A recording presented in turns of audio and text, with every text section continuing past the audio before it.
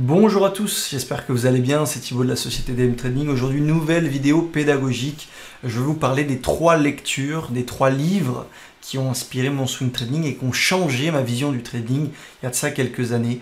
Je trouve que c'est extrêmement important de s'instruire, d'être toujours sur la voie de l'apprentissage, de considérer qu'on a toujours des choses à apprendre.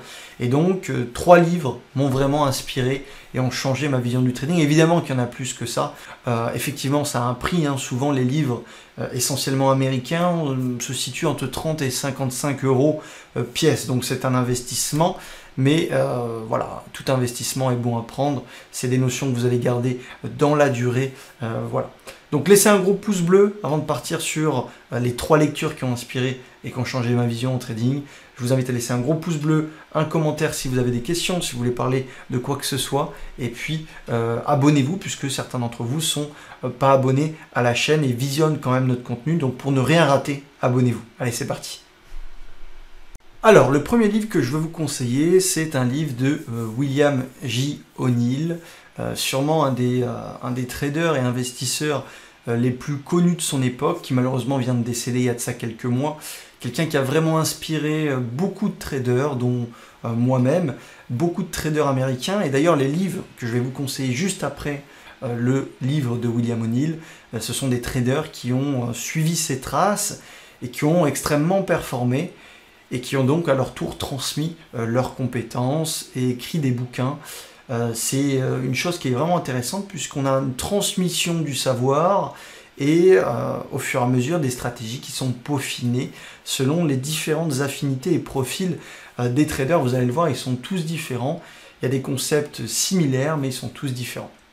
Alors, William O'Neill, c'est un petit peu le père, pas de l'analyse fondamentale, mais celui qui a démocratisé ça aux États-Unis, celui qui a vraiment réussi à performer. Je crois que sa performance moyenne par an, c'est à peu près 60%, donc c'est quand même assez délirant. Là où moi je suis à 20%, il y a quand même du travail à faire. Mais voilà, donc 60% de performance annuelle, c'est quand même assez délirant. Évidemment, il y a des années plus compliquées, c'est une moyenne, mais c'est un trader qui a ses particularités et qu'on peut qualifier comme quelqu'un qui travaille énormément avec l'analyse fondamentale. C'est quelqu'un qui va absolument investir et trader des valeurs de croissance et non pas des valeurs des sociétés qui n'ont pas de résultats. Alors, qu'est-ce qu'une valeur de croissance ? C'est simplement des résultats en croissance assez importants, donc des résultats en termes de bénéfices, en termes de vente, en termes de marge. Je crois que le critère minimum de sélection de société, c'est à peu près 20% de croissance des bénéfices sur le trimestre en cours par rapport au même trimestre de l'année passée. Je crois que c'est un des critères minimum de William O'Neill et si possible avoir une croissance au-delà de 50%. Ce qui nous permet de nous mettre sur des valeurs qui sont en train de développer leur business et pour le coup, ça plaît énormément à leurs consommateurs. Et donc une croissance, on part du principe, et c'est ce que disait toujours William O'Neill, c'est qu'une croissance, elle ne s'arrête pas du jour au lendemain.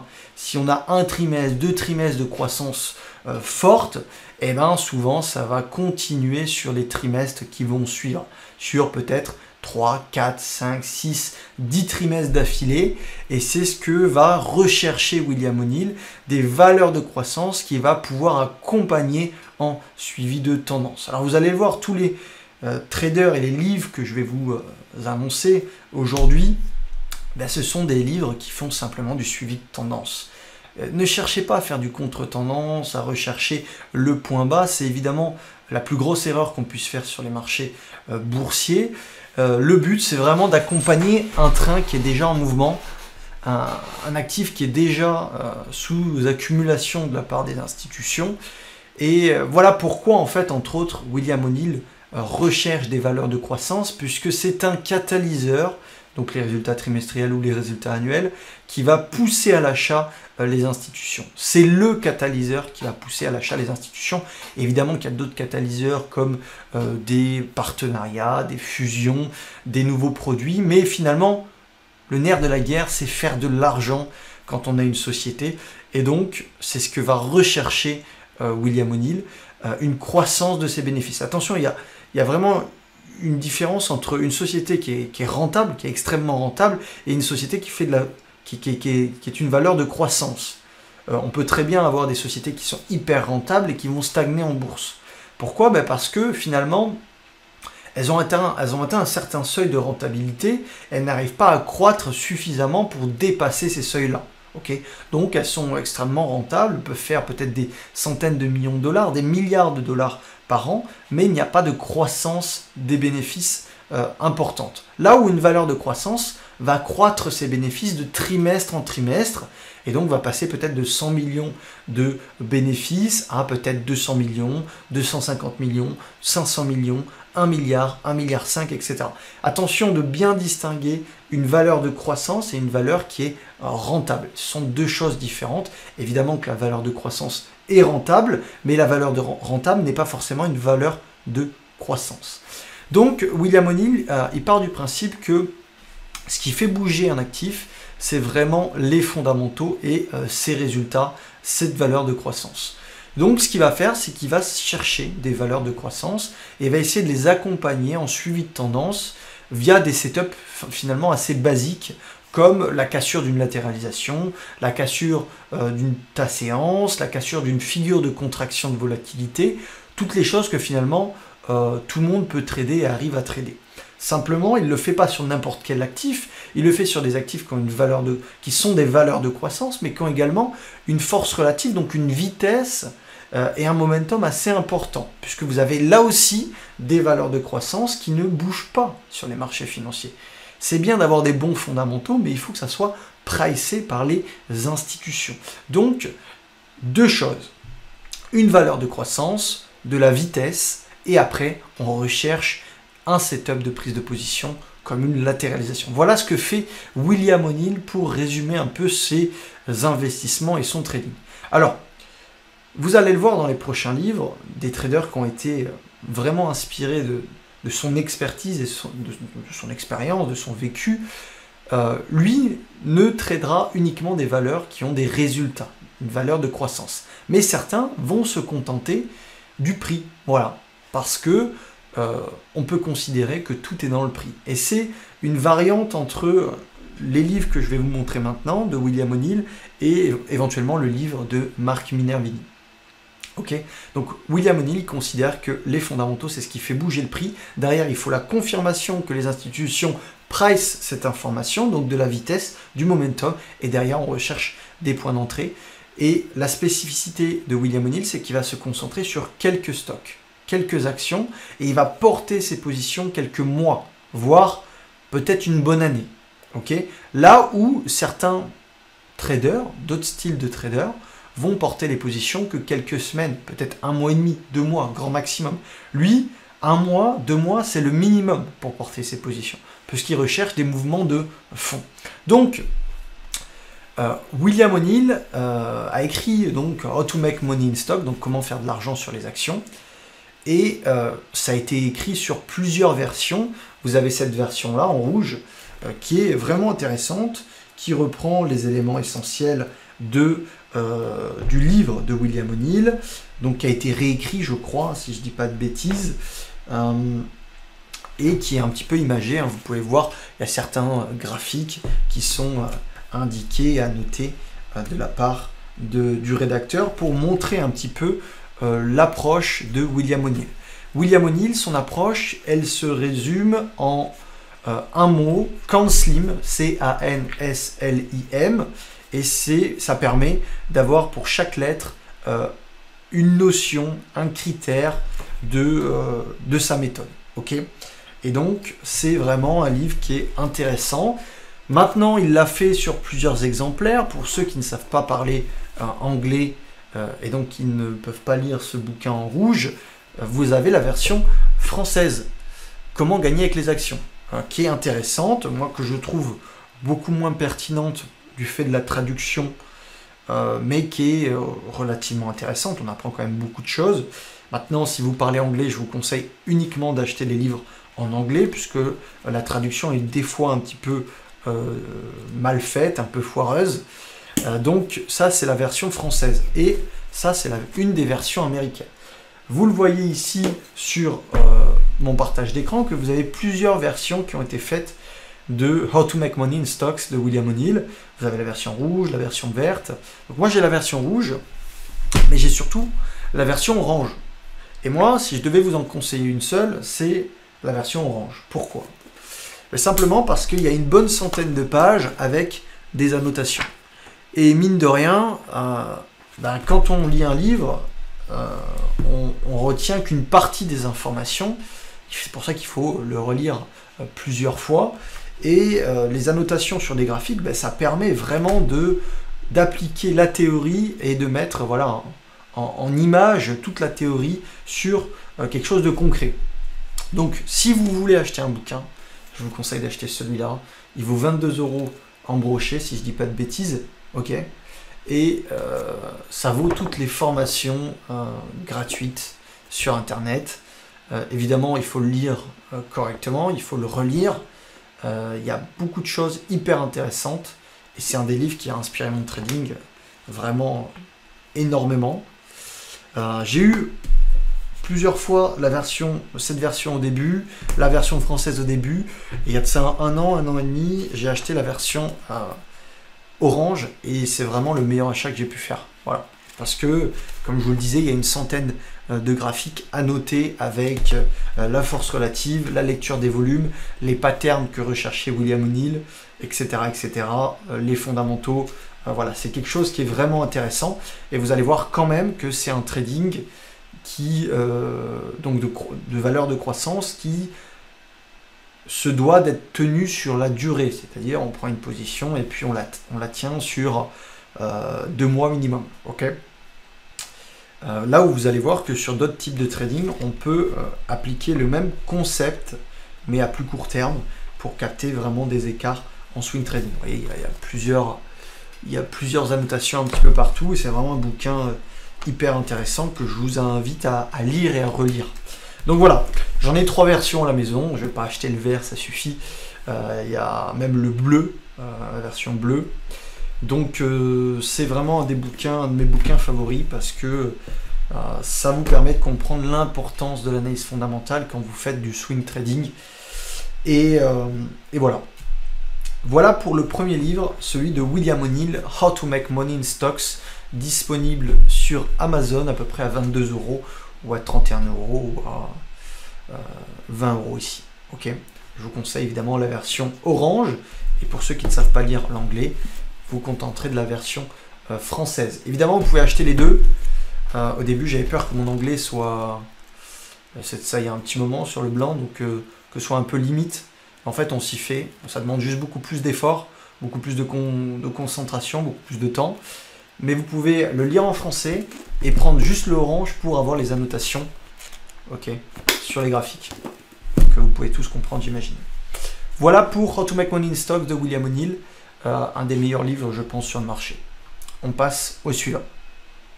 Alors, le deuxième bouquin, c'est celui de Marc Minervini, en tout cas un de celui qu'il a écrit, puisqu'il en a écrit plusieurs sur la psychologie, etc.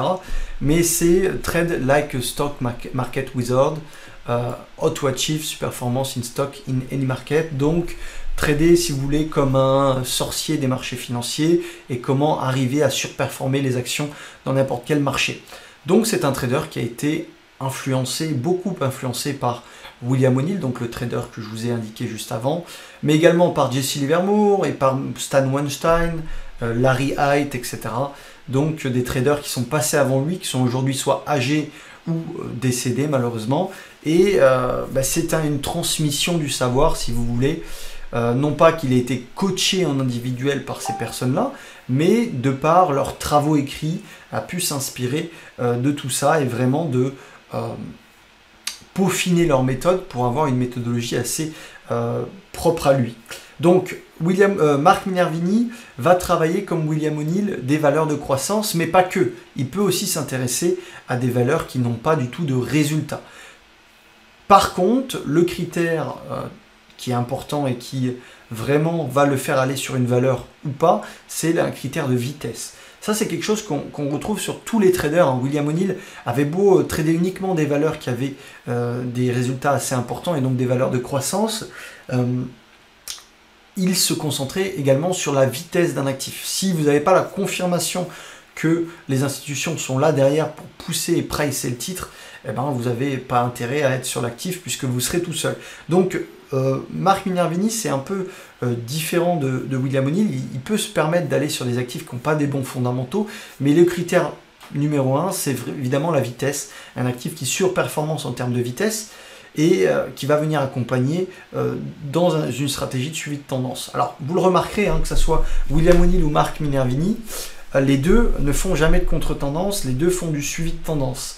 Et les deux ne cherchent pas à rentrer en début de mouvement, mais cherchent à attendre d'abord une première accélération, puis rentrer sur la première latéralisation, ou la deuxième, ou la troisième. Donc, ils cherchent avant tout une confirmation que l'actif a un intérêt chez les institutions, et donc après, mettre en place des stratégies de suivi de tendance et des setups de position. Alors voilà, Marc Minervini va vous parler dans son bouquin de quel est l'intérêt de l'analyse fondamentale, un peu comme William O'Neill, mais surtout d'une approche assez particulière qui considère comme essentiel dans son trading, ça s'appelle le VCP, donc la Volatility Contraction Pattern. C'est finalement ce qu'on travaille à DMT avec les bandes de Bollinger, avec nos outils propres à nous. C'est une contraction de la volatilité.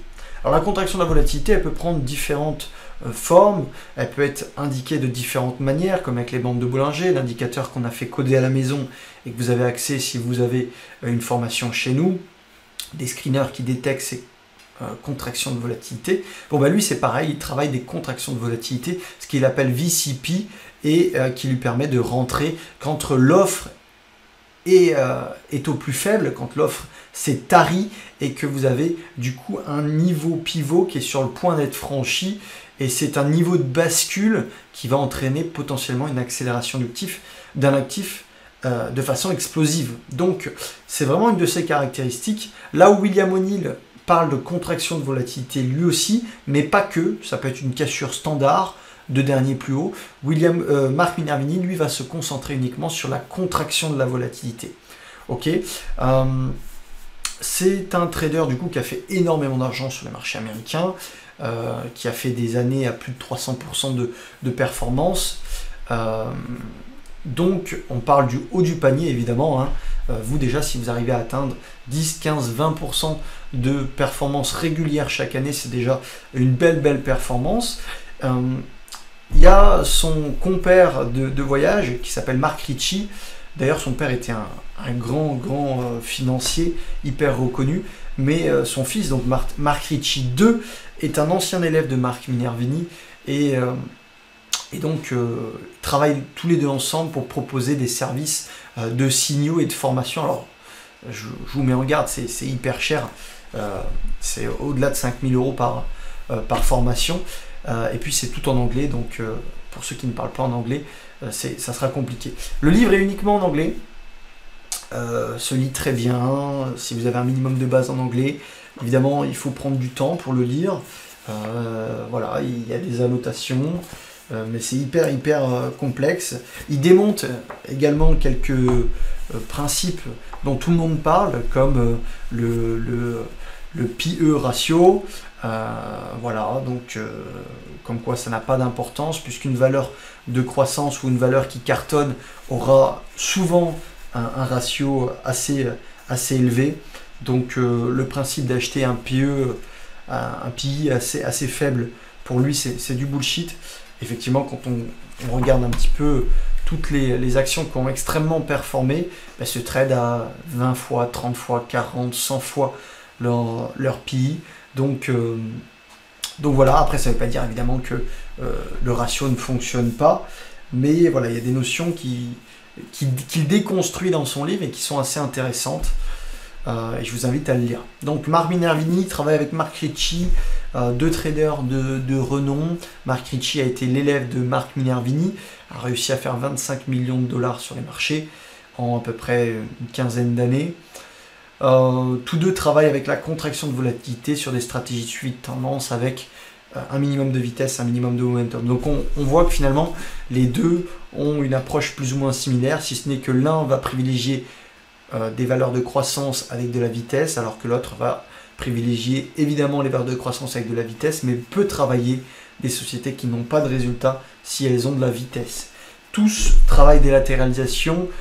William O'Neill travaille la contraction de volatilité ou des cassures standards, alors que Marc Minervini travaille uniquement la contraction de volatilité. Vous voyez que c'est similaire à ce qu'on propose à DM Trading depuis 13 ans. Pascal a très bien compris il y a plus de 15 ans l'intérêt de la contraction de volatilité. Ça montre finalement comment se comporte le marché, comment se comporte l'offre et la demande, la relation entre le prix et les volumes, puisqu'une contraction de volatilité, c'est souvent lié à un tarissement de l'offre, et à un moment donné, on bascule pour aller chercher de l'offre beaucoup plus haut, ce qui va entraîner un scénario explosif. Donc je vous invite à l'acheter, il n'est pas extrêmement cher, c'est vraiment un livre super intéressant, malheureusement disponible qu'en anglais. Voilà, si vous avez des questions sur Marc Minervini, moi c'est un trader que je connais par cœur parce que j'ai travaillé beaucoup sur les marchés américains ces dernières années. Pareil sur William O'Neill, pareil sur Mark Ritchie, voilà. Donc des traders que je connais par cœur, je connais leur profil, je connais les éléments qui les différencient. Et donc si vous avez des questions, je peux y répondre sans aucun souci. Vous n'hésitez pas, c'est avec plaisir que j'y répondrai. Voilà pour le deuxième bouquin, Trade Like a Stock Market Wizard. Donc finalement, trade comme un sorcier des marchés ou comme un voyant des marchés. Et comment surperformer le marché action dans n'importe quel contexte de marché. Voilà, on passe au suivant. Mon troisième livre est un de mes préférés là aussi, c'est Momentum Masters, donc les maîtres du momentum. Donc c'est un interview de plusieurs traders, évidemment par contre en anglais. Donc c'est là aussi un livre de Marc Minervini qui va venir interviewer Mark Ritchie, donc son étudiant qui a fait fortune sur les marchés, David Ryan avec lequel il a été associé pendant des années, et David Ryan qui est aussi un étudiant et quelqu'un qui a été travaillé pour le fonds d'investissement de William O'Neill. Donc David Ryan était très proche de William O'Neill, a été inspiré énormément par William O'Neill. D'ailleurs il y a son fils également à David Ryan, je crois que c'est Sean Ryan, qui cartonne sur les marchés. Tous ont été inspirés, vous voyez, des mêmes traders, même contexte, même façon de faire. Et puis vous avez Dan Zanger. Dan Zanger, c'est sûrement le trader qui a le record du monde de la performance, qui a commencé avec 10 000 $ et qui a transformé 10 000 $ en 18 000 $, en 18 millions de dollars en 12 mois ou 18 mois, je crois, qui aujourd'hui a fait peut-être plusieurs centaines de millions de gains sur les marchés. Tous ont quasiment fait plus de 50 millions de gains sur les marchés financiers, donc il y a des gens hyper compétents. Bon, ça vient avec les années, hein. C'est pas des gens qui ont 25 ans, c'est des gens qui ont 55 ans, 70 ans pour Dan Zanger. Mais voilà, ils appliquent tous les mêmes principes, et bien on peut voir dans ce livre vraiment des questions, et chacun va y aller de son affinité, de son profil, et on peut voir selon les réponses qu'ils ont tous la même structure, les mêmes fondamentaux, le même socle de base, mais derrière ils ont des petites affinités différentes. Par exemple, David Ryan est un fan de William O'Neill, puisque ça a été son mentor, et donc va ne chercher que des valeurs de croissance. Alors que Marc Minervini et Mark Ritchie peuvent faire des entorses sur les fondamentaux à partir du moment où il y a de la vitesse. Dan Zanger, lui, va travailler des cassures standards, des contractions de volatilité, mais surtout des cassures standards. Et là où Marc Minervini, Mark Ritchie vont travailler des contractions de volatilité. Là où David Ryan va chercher des contractions de volatilité. Donc, vous avez des setups qui varient selon leur profil, mais tous achètent des dynamiques haussières, tous achètent soit des valeurs de croissance ou des valeurs de momentum, tous vont venir avoir des stop-loss courts, tous vont avoir une gestion du risque extrêmement précis. Voilà, donc tous vont faire du suivi de tendance et personne ne fait du contre-tendance. Tous vont avoir aussi une analyse de contexte de marché, et c'est hyper intéressant parce que vraiment on peut se rendre compte des affinités de chacun selon les réponses. Et on peut voir qu'il y a des patterns qui reviennent sur le succès des meilleurs traders, comme trader en tendance, trader des valeurs suivies par les institutions, trader les contractions de volatilité ou des latéralisations, avoir des stops hyper courts, avoir une gestion du risque hyper structurée, analyse du contexte pointu, etc. etc. Donc là, c'est vraiment un livre interview qui est un peu moins barbant que les autres livres, où là, il y a vraiment beaucoup de théorie. Là, c'est vraiment une question et on a la réponse directe du trader et ça vaut de l'or. Donc, je vous invite vraiment à aller lire ce livre. C'est quelque chose qui a inspiré grandement mon trading il y a de ça un petit moment déjà.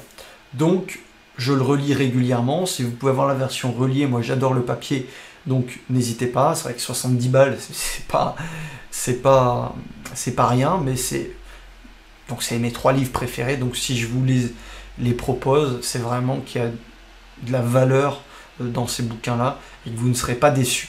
Évidemment, il faut savoir parler anglais. Donc, tous des spécificités différentes, mais voilà, des traders qui ont le même socle, la même base pour travailler des accélérations et des latéralisations.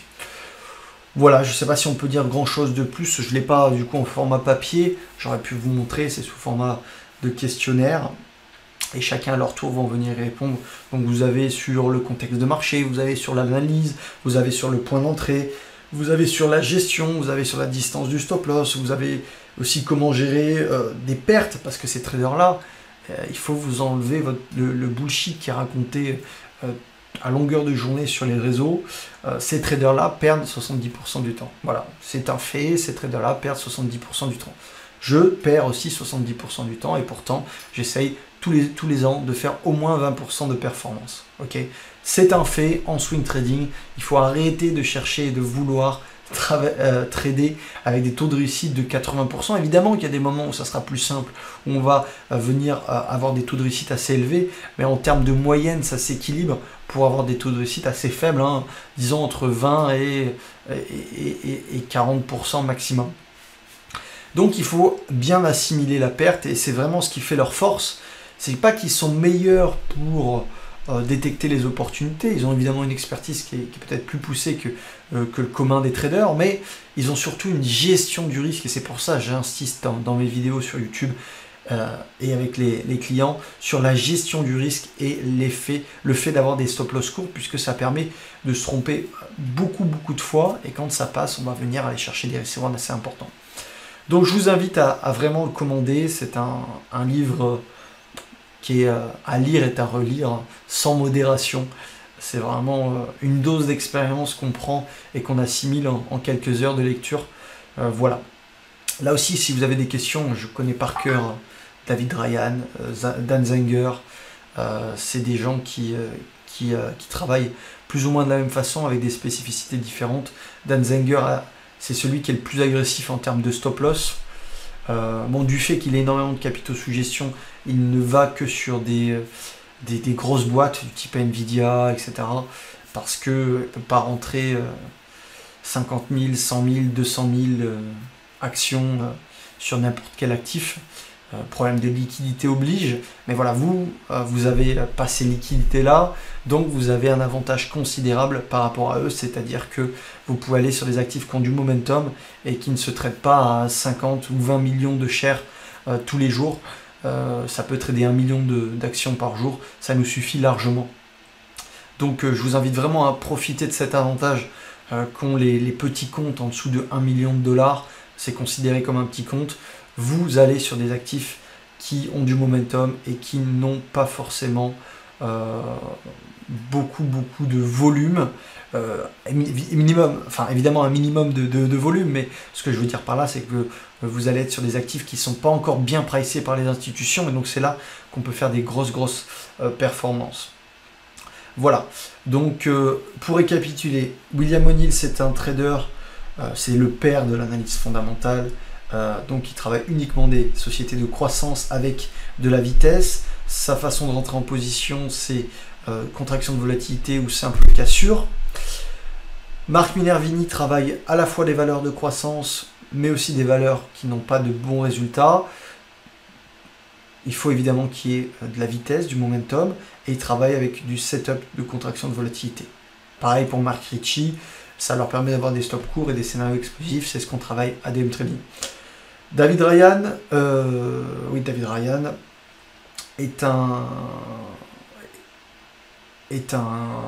a été formé par William O'Neill. William O'Neill est son mentor, donc il ne travaille que des valeurs de croissance avec des contractions de volatilité, ok, et de la vitesse, évidemment. Et il a plutôt, je trouve, cette appétence pour les longues latéralisations. Là où Mark Minervini, Mark Ritchie vont potentiellement aller chercher des latéralisations un peu plus courtes. Ok. Pareil pour William O'Neill, aime bien les longues latéralisations. Qui dit longue latéralisation, potentiellement gros mouvement. Mais ça veut dire qu'il n'y a plus de momentum à court terme. Voilà, c'est des spécificités que j'ai pu remarquer avec le temps. Dan Zenger aime beaucoup les valeurs de croissance et il travaille aussi des gaps. Il aime bien travailler les open range quand il y a des résultats. Et il va travailler essentiellement des grosses capitalisations du fait qu'il ait énormément d'argent sous gestion. Des cassures standards, des contractions de volatilité, peu importe. Lui, il rentre et il a un stop loss hyper agressif. Je pense que c'est celui qui a des stop loss le plus court. Ça casse, si ça réintègre, il sort. Quitte à le reprendre le trade plusieurs fois. Et puis, voilà. Bon, il y aurait plein de choses à dire sur ces traders-là. Je vous le dis, n'hésitez pas à me poser des questions en commentaire. Ou alors, je pourrais faire une vidéo sur Mark Minervini, une vidéo sur David Ryan, une vidéo sur Mark Ritchie, une vidéo sur William O'Neill, une vidéo sur Dan Zenger, une vidéo sur Jesse Livermore, une vidéo sur n'importe qui que j'estime hyper compétent et qui a inspiré énormément de personnes. Ok. Voilà pour cette vidéo qui aura duré assez longtemps, mais bon, c'est toujours bien de parler un petit peu des spécificités de chaque livre et de chaque trader. J'espère que ça vous aura plu. Laissez un gros pouce bleu, ça me fait toujours plaisir. Et puis, je vous conseille d'aller lire ces livres, c'est de l'or en barre. Salut!